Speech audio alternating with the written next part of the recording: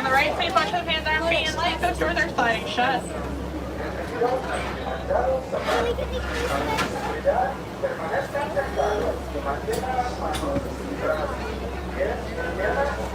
Sante's on the water. And one day between, let's go. Welcome to the Harambe Wildlife Reserve. My name is Sarah Ann. I will be your safari guide today. Before we get too far, I do have a couple quick safety reminders. First of all, please keep all hands, arms, feet, and legs inside the vehicle at all times.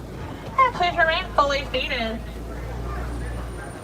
If you look above you, you're going to see an animal spotting guide. That is by no means a definitive listing of all the animals we'll get to see today, but it is a great reference. I'm going to do my best to stop for as many of those animals as I can, but I cannot guarantee a stop for all of them. So I recommend keeping those cameras at the ready.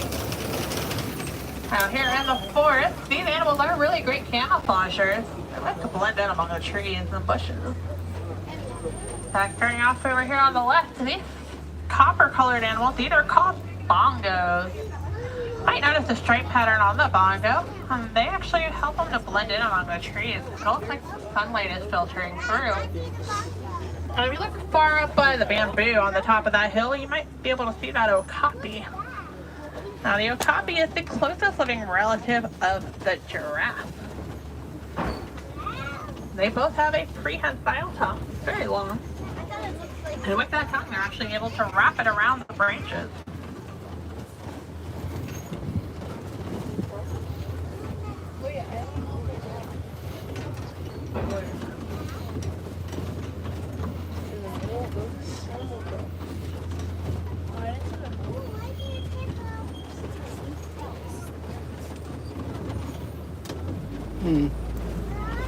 Over here on the right is a different kind of antelope.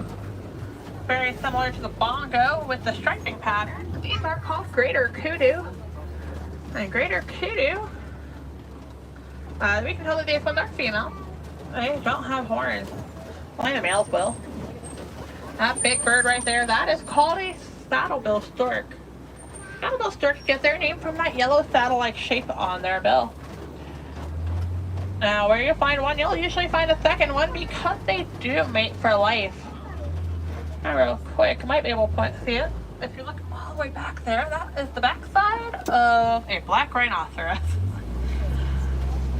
Black rhinos are very solitary animals. They don't really like to be around others. They are one of the smaller rhinoceros, coming in at only about 3,000 pounds. It's sitting. How is it sitting? I don't like how it's sitting. Because they live here in the forest, they actually have a prehensile upper lip, helping them to better forage for the berries and the leaves.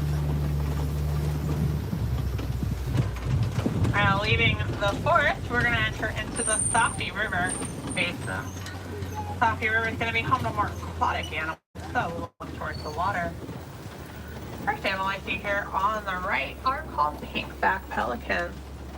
Now, pinkback pelicans get their name from those pink feathers on their backs and under their wings. These ones aren't quite as pink as they get, and they'll actually get a little bit pinker in their mating season. Also on the right there, you might be able to see that Nile hippopotamus. Nile hippos will spend most of their days submerged as a means of keeping cool. They have very sensitive skin.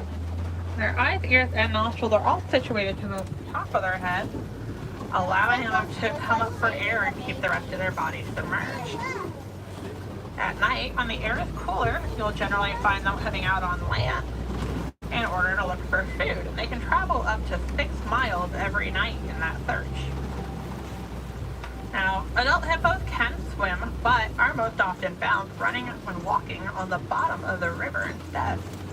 And they're able to hold their breath for up to 8 minutes at a time.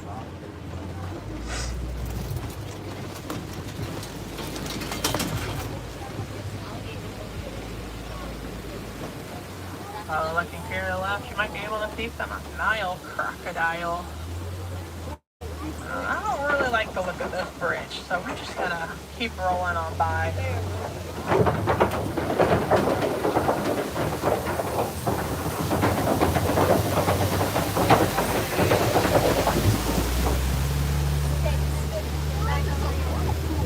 Now, Nile Now, crocodiles are powerful apex predators as well as opportunistic eaters, so while they stick mostly to their diet of fish, they are known to eat birds and mammals, even animals as large as a zebra if given the opportunity. That being said, they are most at home in the water. Running any distance on land causes them to exert a great deal of energy. Leaving the river, we'll be entering into the savanna, and I want to point out this tree over here on the right. This is called a baobab tree, also known as an upside down tree because it looks like it has its roots up in the air. Those trees are leafless about 9 months out of the year as a means of conserving water. And in times of drought, the animals on the savanna are known to go to that tree in search of extra resources, thus also giving it the name, the Tree of Life. Out here on the savanna, these animals are very migratory, so we're never quite sure where we're going to find them.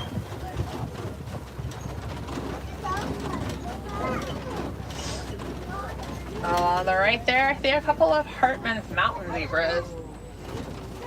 Now, a group of zebras all together is called a dazzle. Well, dazzle use those stripes that they run on by at their top speed of about 40 miles per hour. We can tell that those ones are Hartmann's mountain zebras because they are the only kind of zebra that has a dewlap. A dewlap is an extra flap of skin at the neck, helping them to better survive in arid conditions, helping cool their blood down. Now, each zebra has its own unique stripe pattern, almost like a human fingerprint. And when babies are first born, they'll actually imprint what their mother's stripes look like, so that they can find her in the herd.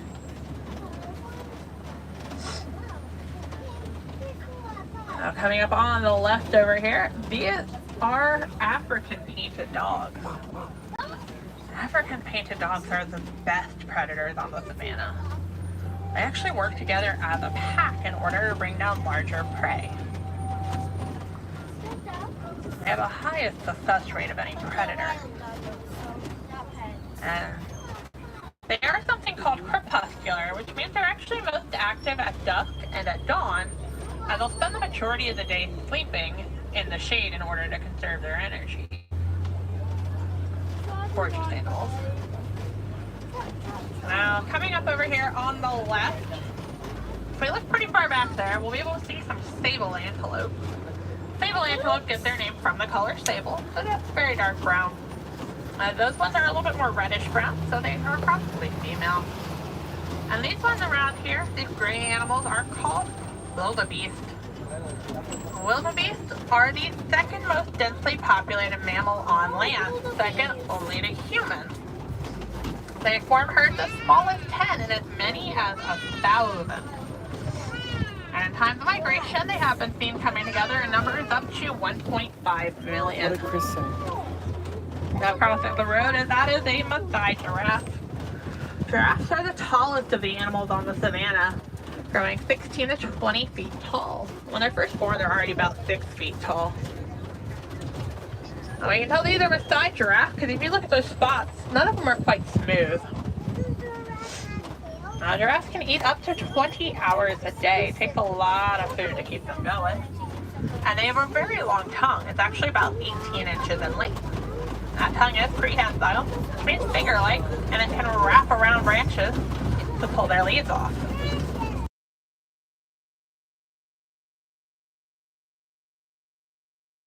These are called Ankole cattle, also known as Wachisi cattle for the tribe that first domesticated them. As massive as those horns are, they're actually not nearly as heavy as they look.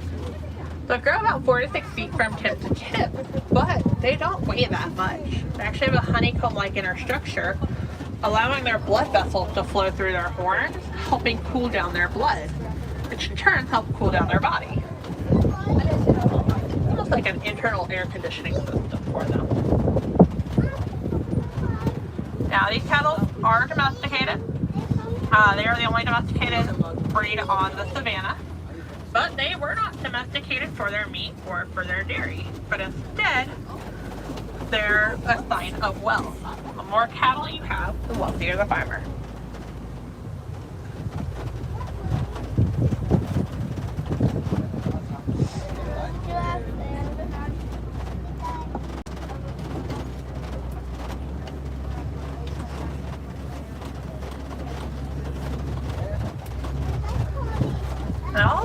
animals have their own kind of job to helping keep the landscape going. So you've got your grazers, like your cows and your antelopes, that'll help take care of the lawn. Oh, gorgeous view of those giraffes. Then you've got your giraffes, like our tower over here, that will work on the treetops, helping keep those trim. And then you've got your bigger animals, like the African elephant, that'll help with bulldozing down the tree. Brings down the vegetation, making room for new vegetation to grow. I do see a lot of logs down in this area, which usually point to something bigger being nearby.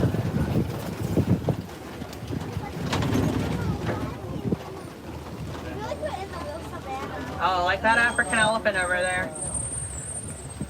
See if we can get a better view coming around the corner. But African elephants are the largest land animal. The females will grow up to 8,000 pounds, while males grow up to 13,000 pounds.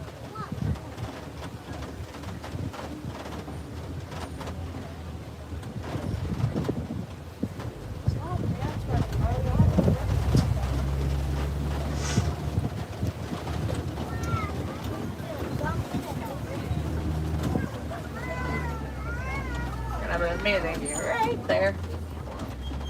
Now that trunk that elephant has is actually a very versatile appendage.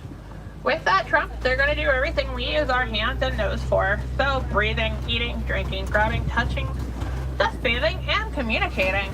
But the only thing they'll actually consume through the trunk is air.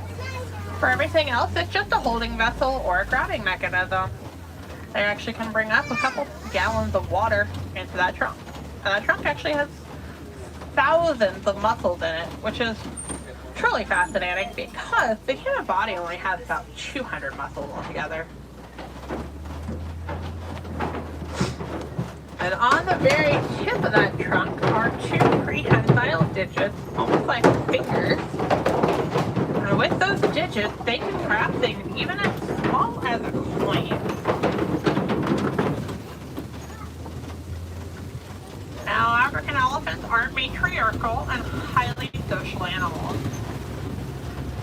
They form herds following one of the older, more experienced females of the group.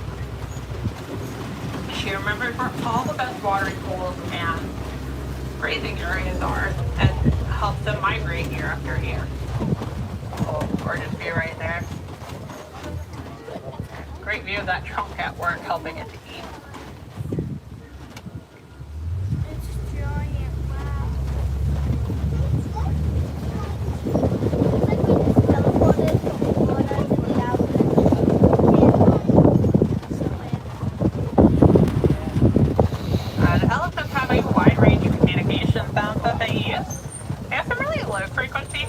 Lower than even us humans can hear, and those are going to be long distance communication.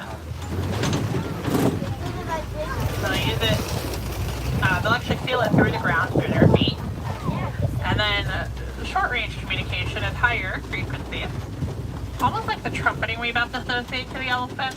This can be short range. Now, scientists have been studying the herd here at Harambe Wildlife Reserve for years. One of the things that they've learned by watching them communicate is that elephants don't like bees. They really aren't a fan of the sounds that a bee makes.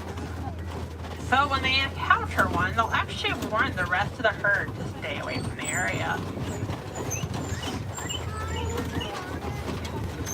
On the left here, because we have so many elephants together, these are likely to be all female and they're young. Oh, there's baby. Oh, and that little one back there, that one's a baby.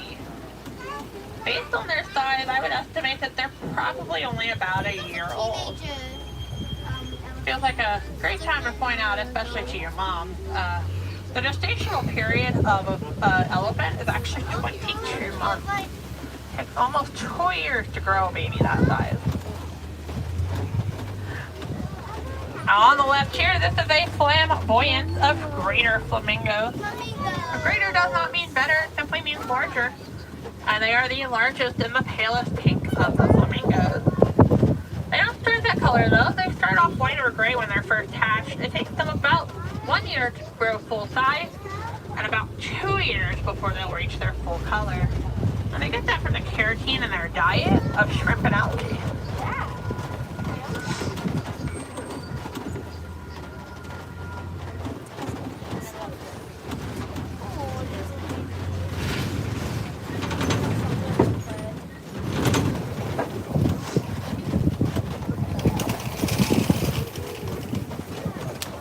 Now, coming up on the left, this is what we call a mud wallow. And I pointed out because it's usually going to be where you'll find bigger animals that have sensitive skin, like the African elephant or the rhinoceros. What they'll do is they'll actually roll around in it, helping coat their skin, and it'll help cool them down, as well as acting like sunblock and insect repellent. I do believe I see some fresh tracks, so we'll have to keep an eye out.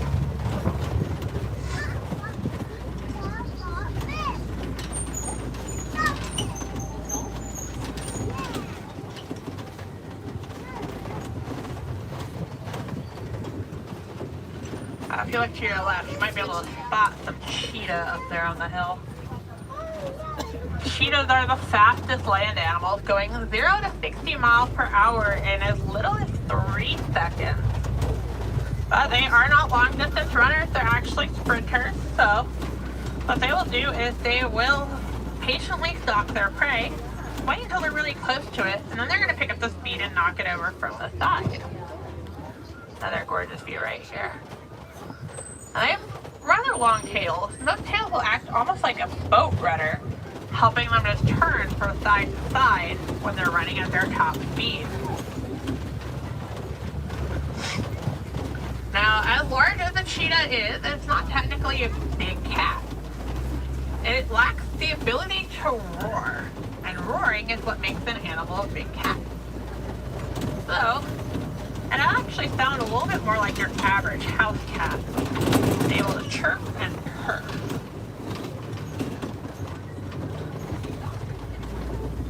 As we come around this corner over here, if you look to your right, you'll be able to see an ostrich, as well as some white rhinos.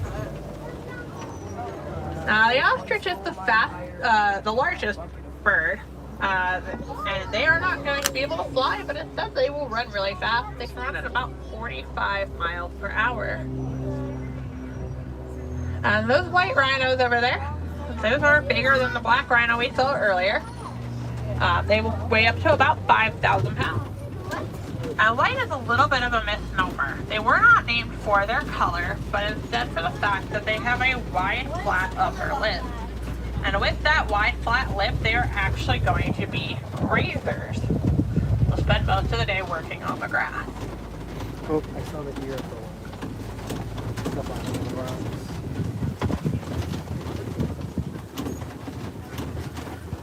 Now, it is time for my favorite game of the day, and that is Hairy Rock. We're gonna go rock, rock, found the hare. Then there are a couple of warthogs back there. Warthogs are the largest burrowing animals in Africa. They will use their tusks and their snouts in order to dig out those burrows. Then when they're done, they'll actually back into the burrow, leaving their tusks facing outward as a way of defense. Now, they are able to run at about 34 miles per hour. Oh, we have a better view over here. Perfect. They can run at about 34 miles per hour at top speed, which is actually pretty fast given their short legs. And if you ever see them running with their tail straight up in the air, they actually are doing that as a sign of alarm to the other warthogs. And over here on the right are some ostrich eggs to match the ostrich we saw. Well, ostrich eggs are the largest in the world. Each one will weigh about 3 pounds, which is equal to about 24 chicken eggs. And each of those shells is actually very strong as well. They can withstand the weight of a full-grown human standing on top of them and not even crack. I do not like the widget to go on. This is Magadi Glen, which is the home of the warden. Warden is out here doing some research, keeping an eye on things. And it looks like Warden's got some Nigerian dwarf goats. Might be able to spot the one in the truck. And I guess the rest of the herd's around the corner. Oh, there it is. And there's the rest of the herd. The nice thing about these goats is, as small as they are all full-grown adults. And you really don't need that much room for one in them the truck? to graze, given their size. He just likes it. They have been domesticated and are being utilized for dairy. I never done it. Now this brings us to the edge of the reserve, but not necessarily the end of your adventures. I will be dropping you off at the edge of the village, which is right next to Gorilla Falls Exploration Trail. That's a great opportunity to see other African animals like gorillas, meerkats, naked mole rats, and grubby zebras, as well as another view of some of the animals we already saw, like the hippopotamus. If you're interested in seeing animals like those goats a little bit more closely, you can head on over to Rafiki's Planet Watch. Keep in mind that the last train out of Africa will leave at 4:30. There they have an affection section you can get up close to go. They also have animation classes where you can learn how to draw your favorite Disney animated animal. You wanna leave? If I've got any wilderness explorers on board, this is the Simba one. You can pick up your safari badge at the end of the pathway. Just look for the cast member with the orange bag. Hello. And all those animals we saw today, they could use help in one way or another. So I would like to challenge all of you to do something when you get home. And that is, look up your favorite animal that you saw today. Learn a little bit more about them and the conservation efforts around them. And then teach your friends and family. Even a little bit of education will go a long way towards helping these animals.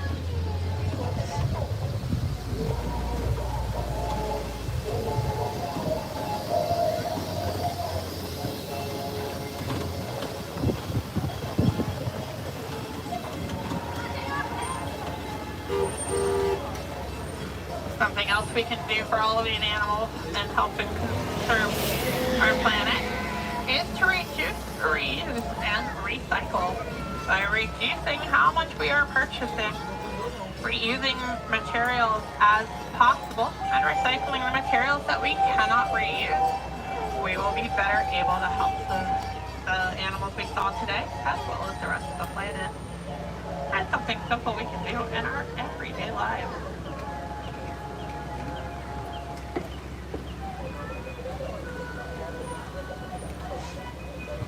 Now, here in Harambe, we do not like to say goodbye. Goodbye is much too sad, much too final of a word. So instead, I will teach you the Swahili word, Kwaherini, which means to go well.